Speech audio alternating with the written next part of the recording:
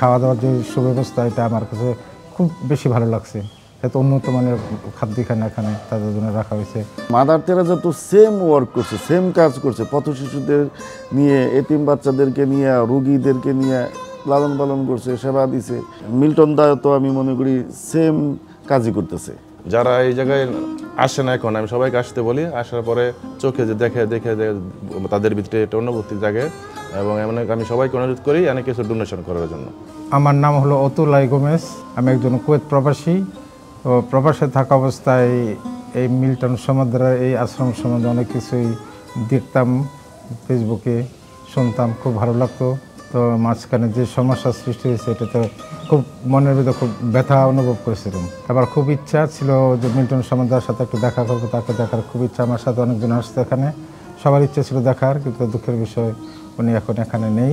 পুরা আপনাদের আশ্রম দেখলাম ঘুরে ফিরে, আমার কাছে খুব ভালো লাগছে। সেবা কাজ হলো পৃথিবীর সবচেয়ে বড়। এই সেবা কাজের উপর এত বড় হামলা সৃষ্টি হয়েছে এখানে, এটা খুবই দুঃখজনক এবং বাস্তবিক। এটা আমার নিজের কথা, আমি খুবই মর্মাহত এই বিষয়টার উপরে। তো আপাতত এখন এই অবস্থা দেখে আমার খুব ভালো লাগছে। এত সুন্দর ব্যবস্থা, সুব্যবস্থা এখানে, সবার থাকা খাওয়া। রোগীদের দেখে একটু মায়াও লাগলো, অনেকেও অসুস্থ, অনেকের অবস্থা খুব খারাপ।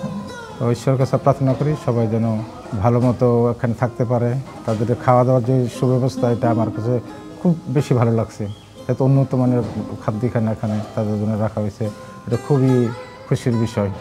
মিল্টন সমাদ্দারকে দেখার ইচ্ছা অনেকের ছিল, আমার আজকে ছিল।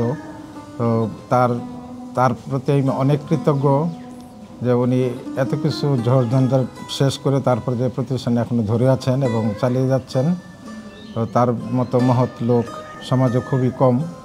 আমি তার জন্য ব্যক্তিগতভাবে প্রার্থনা করব, খুবই ধন্যবাদ জানাই, তার কাছে খুব কৃতজ্ঞ। তার এই সুন্দর কাজ দেখে আমার কাছে খুব ভালো লাগছে, তাকেও ধন্যবাদ জানাই এবং আপনাদের সবাইকে অনেক ধন্যবাদ। আপনারা এত সুন্দর শ্রম দিচ্ছেন এখানে, সবার কার্যক্রম খুব সুন্দর, আমার কাছে খুব ভালো লাগছে।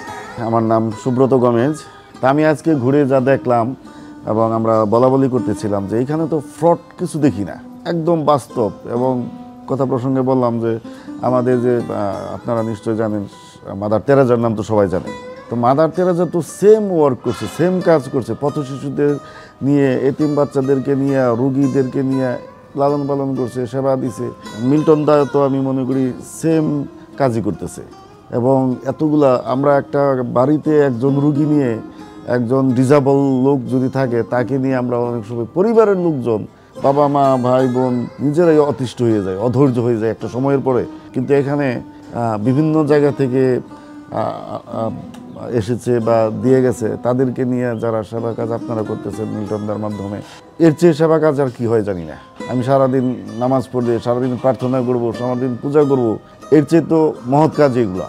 মানুষের সেবা করা, মানুষের সেবা করার মধ্য দিয়ে সৃষ্টিকর্তার সেবা হয়, ঠিক না? এগুলো আসলে বাস্তব। আমরা যে ঘুরে দেখছি, আমাদের একটা অন্যরকম ফিল হয়েছে, মনে হয় যে যদি আমার সম্ভব হইতো, পারতাম যদি এরকম একটু সেবা কাজ করার জন্য। জানি না সুযোগ হবে কিনা, খুব ভালো লাগছে আমার কাছে।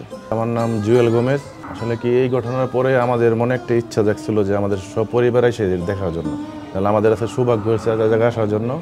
আমরা এই জায়গায় দেখে আমাদের আমার ব্যক্তিগতভাবে অনেক কষ্ট লাগছে যে আমার জীবনে যে এরকম না আসে যারা এই জায়গায় আসছে।